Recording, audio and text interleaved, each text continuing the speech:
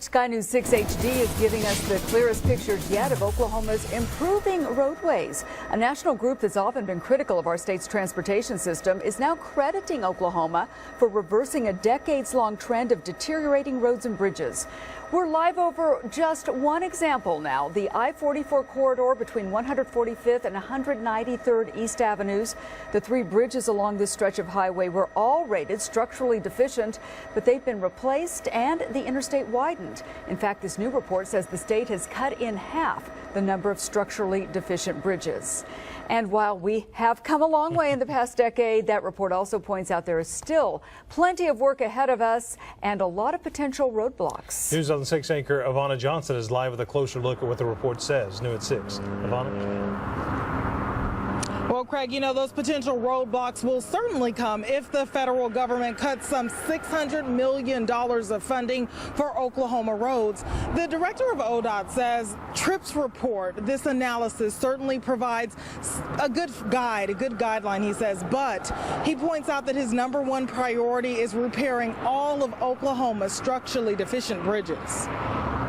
Potholes, buckling bridges, and inadequate interstates pose huge risks for Oklahoma drivers. But what a difference a decade makes. Increased transportation funding from the 2005 legislative session has paid off. Improvements that the state is making now to the roadway will go a long way towards making it safer. And like I said, making sure that if a driver does make a mistake on the roadway, that they don't pay for that mistake with their life. TRIP, an independent transportation research group, says Oklahoma's overhaul has greatly improved driver safety.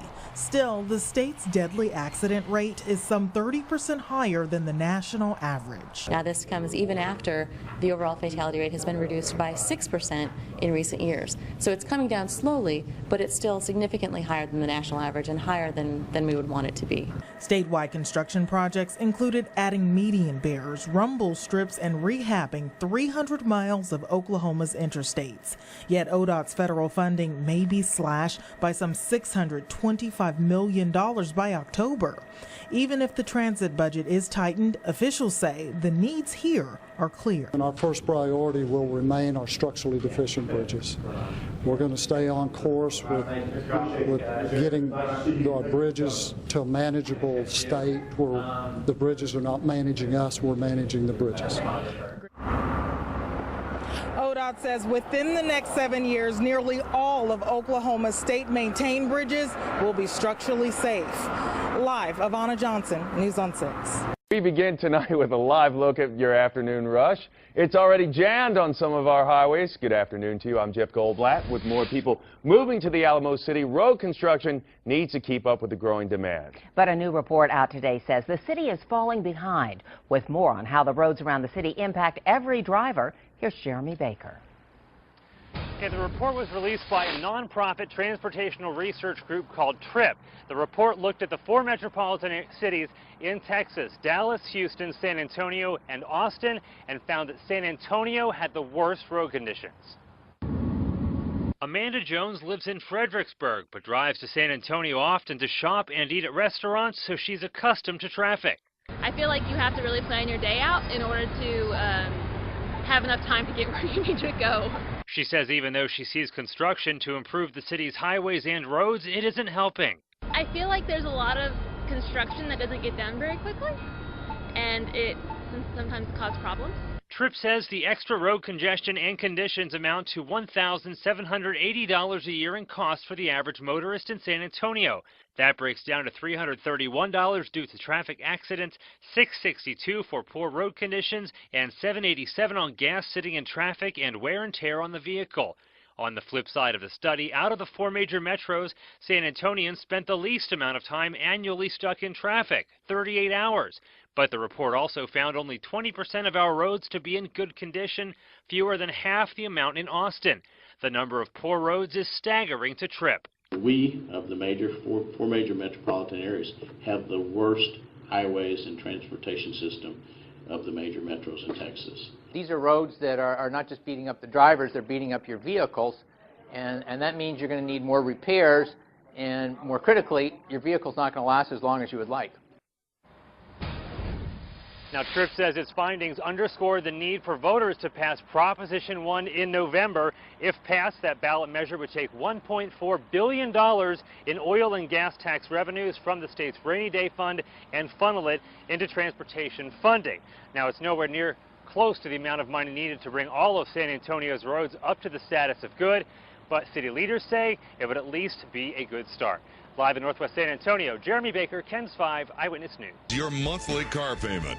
Whatever it is, you're paying even more every month to keep your car on the road. Damn this traffic jam. Yep, you can blame congestion and bad roads for the added cost.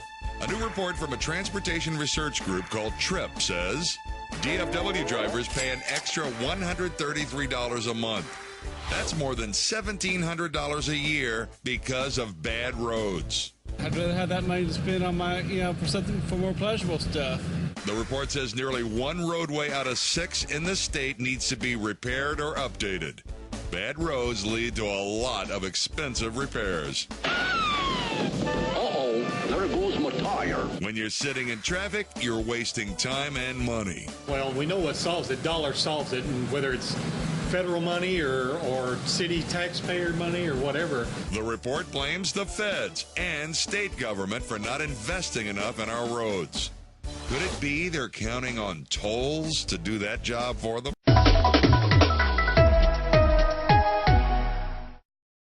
Some could say that Maine's back roads are part of its charm, but driving them can prove to be more than difficult. A new study ranks our rural roads as the 8th worst and our bridges as 9th worst in the country.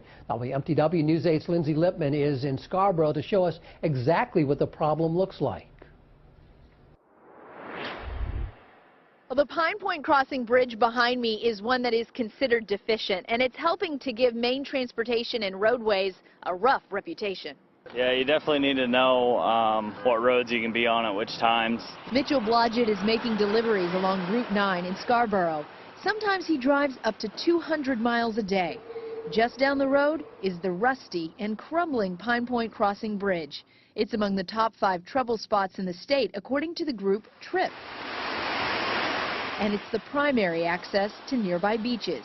There are a lot of things being done to the roads, but there are a lot of roads that need more. Steve Wills says this isn't even the worst he's seen. River Road in Windham is a true nightmare, but they are fixing it, I guess, and we know to kind of steer away from that because it's a constant battle. Jim Hanley is a road warrior in that fight.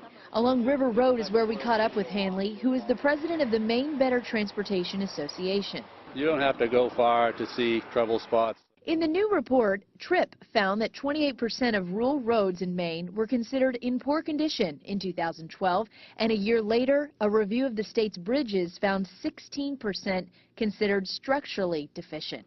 Hanley says it goes far beyond just an economic issue. As the miles of bad road increase, so do the fatality rates on those roads. So it becomes really, it's as much a public safety issue as it is anything else. If Congress doesn't act soon, an estimated $196 million federal dollars will be cut for Maine highway and transit improvements. MBTA is working with leaders on all levels to get more funding and reallocate the dollars that are available to start making a dent. This road behind us is costing about $1.25 million per mile to repair.